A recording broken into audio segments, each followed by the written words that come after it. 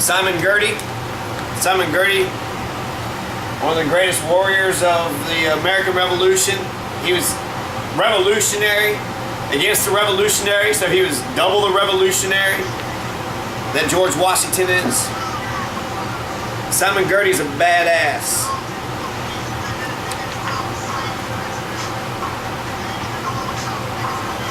Fort Randolph, the site of Point Pleasant, December 1777, from the narrative of Captain John Stewart. Cornstalk with the young warrior Red Hawk paid a visit to Captain Arbuckle's garrison. Captain Arbuckle thought it proper to detain Cornstalk and Red Hawk and another warrior to prevent their nation from joining the British. Cornstalk's son had come to see his father and make sure that he was alive. They embraced each other in the most tender and affectionate manner. We held a council. Cornstalk's countenance was dejected and he made a speech. He said, "When I was a young man, I went to war. I thought that each time would be the last, and I hoped and I would return no more. Now I am here among you, and you can kill me if you please.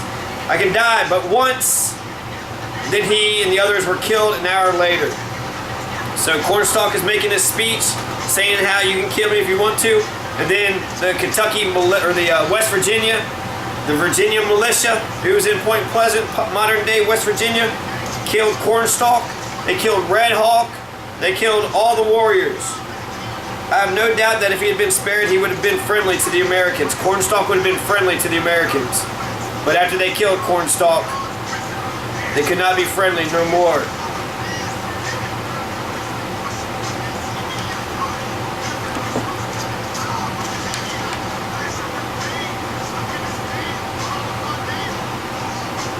There's this story here in Simon Girty's book about how the militia took 96 Indian men, women, and children, small children. They were tied together and they were marched into a meeting house. And the members of the militia drew lots to see who would be the first to deal justice to the Christian Indians of Newton Hutton. As the Indians knelt on their knees in prayer, Williamson's men took turns murdering each one with the heavy Cooper's mallet. So they just beat 96 men, women, and children to death. The Newton Hutton massacre was scorned by government officials, but to those who'd lost loved ones to the Indians, Williamson and his men were heroes. Half the frontier marshaled to Williamson's call for a new expedition. The man who led this great army would become a very famous man. Girty's old landlord, Colonel William Crawford, gladly accepted the position. So, the massacre of the Christian Indians of Newton Hutton. Not sure where Newton Hutton even is. I'm going to search it real fast.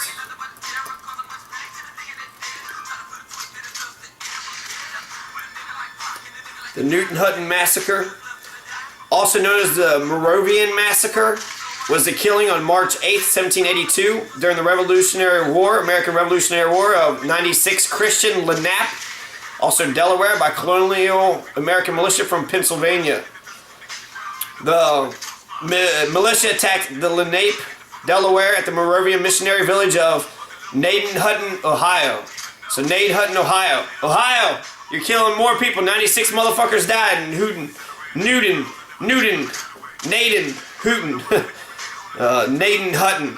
Hutton. That's in Ohio.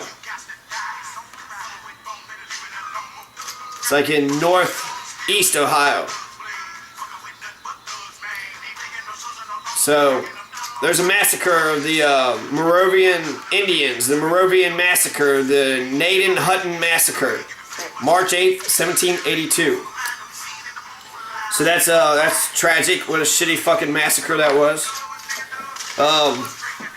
Then I have this story here too, where St. Clair's defeat was really bad. General Arthur said St. Clair had led almost 1,000 soldiers to Wabash Creek. This is in Ohio too. Oh, I think Wabash Creek. I'll just check it real quick. St. Clair's defeat. It's also known as the Battle of the Wabash, Battle of the Wabash River, Battle of 1,000 Slain was fought November 4th, 1791 in the Northwest Territory between the United States and the Western Confederacy of American Indians as part of the Northwest Indian War. The Northwest Indian War was also called Little Turtle's War. Little Turtle and Blue Jacket were main instigators in in St. Clair's defeat and in a previous battle where Hosea Harmar also lost a bunch of men right before St. Clair's defeat.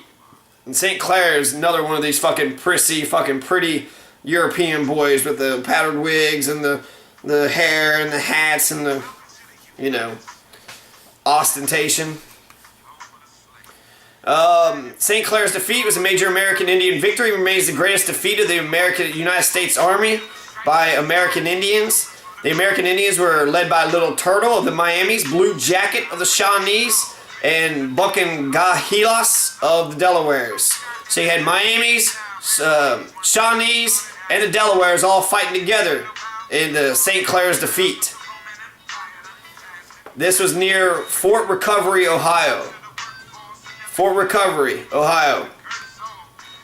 So it's right on the border of Indiana and Ohio, but it's Ohio. So again, Ohio, because of the bullshit, because of the Naden Hutton massacre, because y'all killed in 1782. That's why this shit happened. St. Clair's defeat. That's why St. Clair's defeat happened. St. Clair's defeat happened in 1791. So actually that happened before the Naden Hutton massacre. 1782? Oh, 91. Okay, so the Naden Hutton massacre happened in 82, and then 9 years later, St. Clair's defeat happened. So, of the 1,000 officers and men that St. Clair led, only 84 escaped unharmed. Here it says 200 other camp followers lay dead. 362 of those men also died. So over 600 of the men died, and then 200 of the camp followers, people were following the camp, they died too. Only 24, it says here, remained unharmed.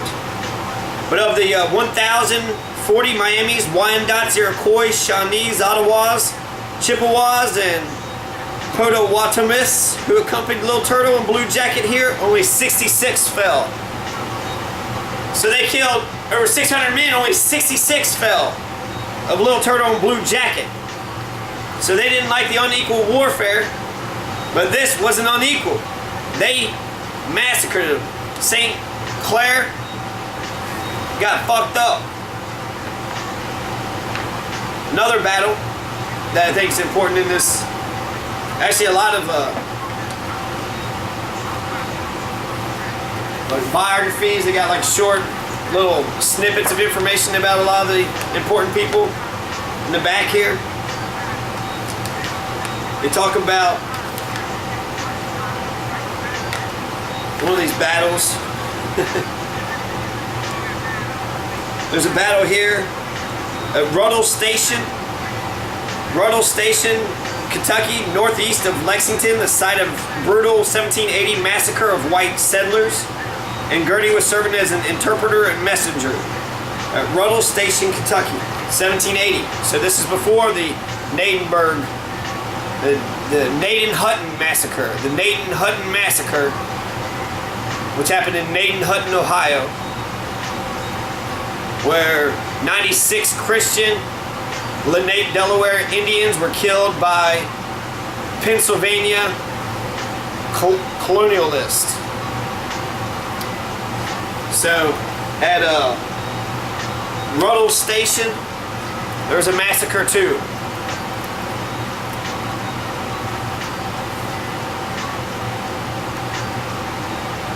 So Ruddle Station, nothing about it in Wikipedia, but they said this was a battle that Simon Girty was at.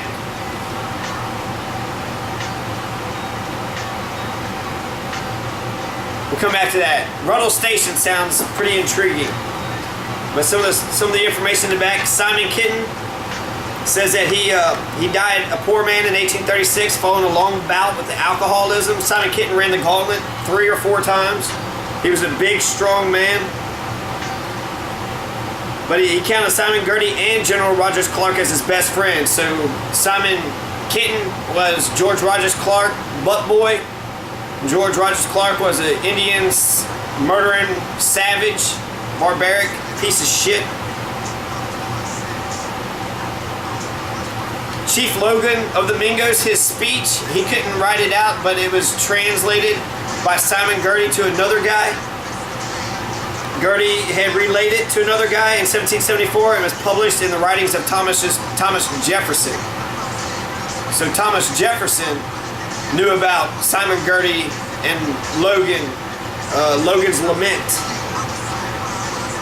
Logan never recovered from grief over the killing of his family and the subsequent defeat of his people by Lord Dunmore. The once proud leader spent the remainder of his life as a melancholy alcoholic. Logan died tragically in 1780, murdered by a relative at the request of some jealous fellow chiefs.